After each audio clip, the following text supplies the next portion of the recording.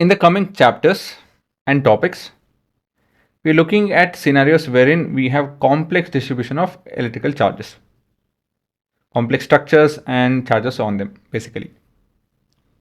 Now, to ease into it, to understand it better, to deal the math better, we make use of a concept called as electrical field lines. These are bunch of imaginary lines that are drawn across charges and everything. So for example, we have the dipole, and these lines around the dipole are your electrical field lines, as simple as that. So what exactly are this? These are imaginary lines that shows the direction of electric force at different points in space. So basically, they summarize forces that are produced by your charges.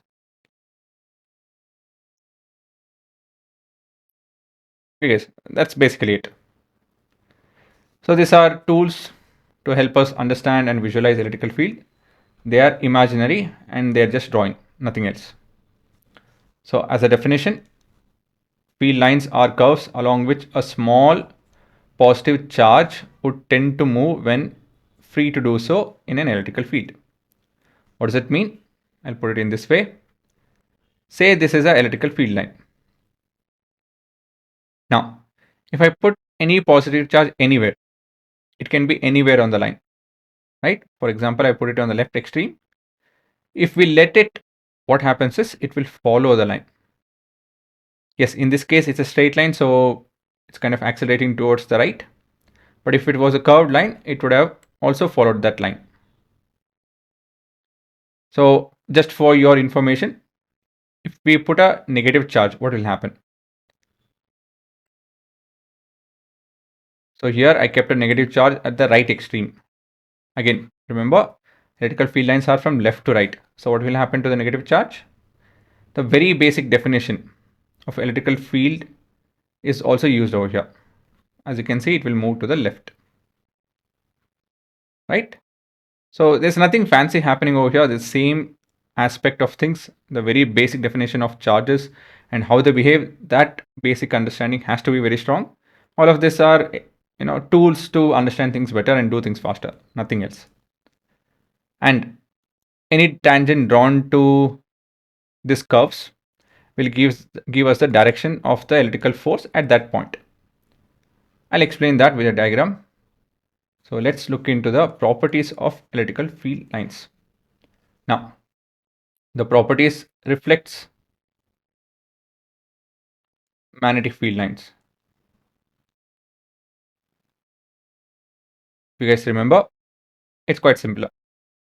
They too are continuous and smooth curves, as you can see over here. Yeah, I mean, they look cut, but they're supposed to be continuous. It starts from positive, ends at negative. They always start from positive, ends at negative.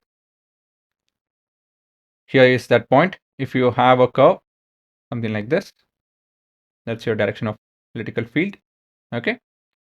And if we take up any point, say here, all we have to do is draw a tangent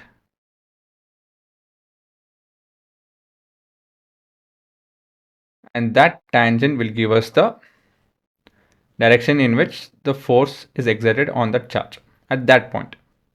If I take another point, draw a tangent, that's the direction in which this particular charge will experience force at that point, not throughout.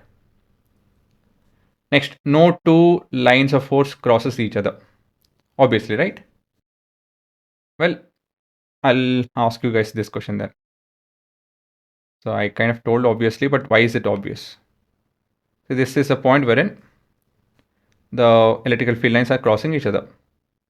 So why is this wrong? This is not correct. But why?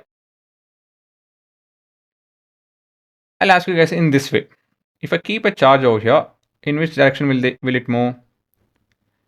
According to the last point, it will take up a direction in this manner. Now let me flip the question. What if I keep the charge over here? Well, there are two possibilities, one in this manner, one in that manner. But the very basic idea of electrical field or force and all of that is that we're looking at the net charge. See, electrical field talks about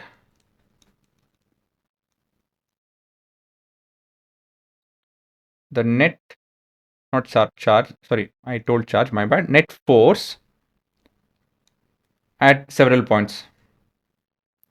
Net force basically. And net force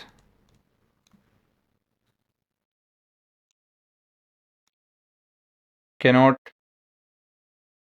have or cannot be pointing to two different directions. Cannot be two different direction.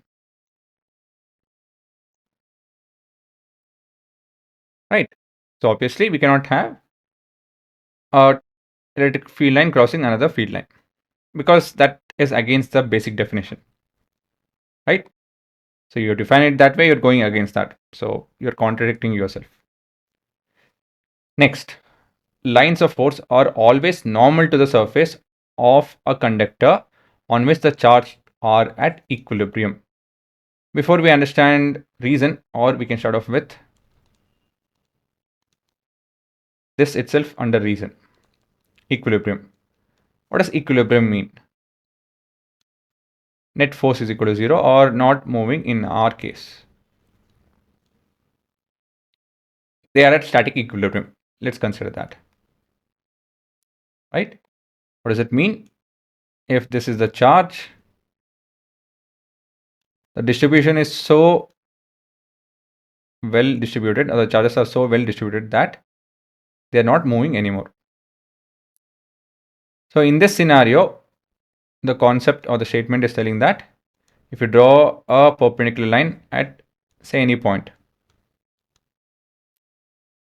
that will be the direction of the electrical field. That's it. It cannot be anything else. Right? Not possible. So we're looking at not possible scenario. Say we have a surface and say we have a point wherein because of the charges the electrical field is not perpendicular but makes an angle. Now what happens? So what is the big deal over here? Why should we not have this? Remember, the charges are at rest. Remember that, keep that in mind. Now, electrical field, if it's not perpendicular, if it's at an angle, we can resolve the force. Right? This will be E cos theta and this is E sin theta. For this particular scenario, what is E cos theta? Well, theta is 90. So this will be equal to 0. Reason, this is 90 degree. In this case, theta is clearly less than 90 degree. And so E cos theta is what? Greater than 0 clearly. How does this and this scenario, what is it telling? In this scenario, things will not move on the surface. In this scenario, there is a force and this will lead to movement on the surface.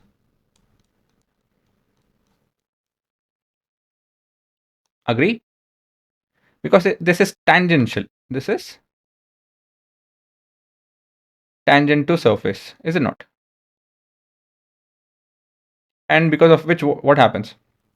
If a charge is pushed against the surface, like if you have a ball and you're trying to wash away or scrub your dust or something, what do? You take that particular spot, take a cloth and tangentially you move, so it rubs away. Does it make sense? Similarly, if I have a force which is tangential, obviously the charge will move in that way because those are charges and these are electrical field and this is a conductor, remember. But the charges were supposed to be in equilibrium. That's the whole condition. So this is again contradicting each other. Right? So for this contradiction to not happen, we should have cos theta to be equal to 0. That is, angle should be 90°. Okay guys, this is a pretty common question. So the answer is written over here. Reason being, if there were a tangential component to the electrical field, charges on the surface would experience a force leading to the movement of the charges, which contradicts the initial condition of equilibrium. As simple as that. Okay guys, last point. Lines of force spread out sideways and pushes away nearby lines. This happens because like charges repel each other, so the line moves away from each other at right angles to their lengths. So you can kind of match these 2 points. What they're trying to tell is, in the most simplest set of words, the lines will spread across. That's it. As simple as that. Of course, there is a lot of right angle and everything. You can see that, they try to move away and with gaps which make sense. So as and when we move away, the lines will keep on reducing. The density keeps on reducing. That's what it means in a fancy way. That's it. Okay, what is that we're looking at? See, electrical field is produced by charges. And we're not looking at single charge. We're looking at not 1, 2, 3 charges, not point charges. We're looking at continuous charge distribution. To study those, we need to use few tools. And one of those tools is electrical field line. So these lines are nothing but imaginary set of lines which is drawn from negative to positive. It gives a summary of what is happening with the force. It doesn't give every point, it's just a summary. Pretty much everywhere there is force over here. And technically we should be drawing lines pretty much everywhere, wherever charges are there. Does it make sense? Now, how do you define it? These are lines which tells how a small positive charge would move if let go free in the electrical field. And any tangent at any curve will give the direction of the motion of this free charge. Right? The property is that it's always from positive to negative. It's always continuous and smooth. A tangent at any point will give the direction of a small positive charge moving. And no two field lines can cross each other, but because it goes against the basic definition of electrical field. And at any conductor, the field lines are always perpendicular.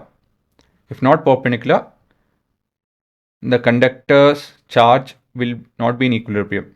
But the precondition is that if you have a charge and you let the charge settle on a conductor, it will settle in a way that it will stop moving. And after that, the electrical field lines will be perpendicular to every point. You take up any point, the electrical field line will be popping out.